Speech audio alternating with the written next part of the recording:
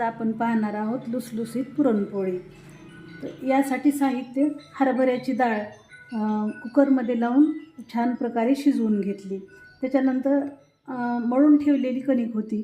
कणिक 1 तास अगोदरच मळून ठेवली होती, त्याच्यामुळे ती अतिशय मऊ झाली होती। परत एकदा ती मळून मऊ केली आणि पुरण तयार करताना हरभऱ्याची डाळ म्हणजे पुरण पात्रामधून काढून घेतली।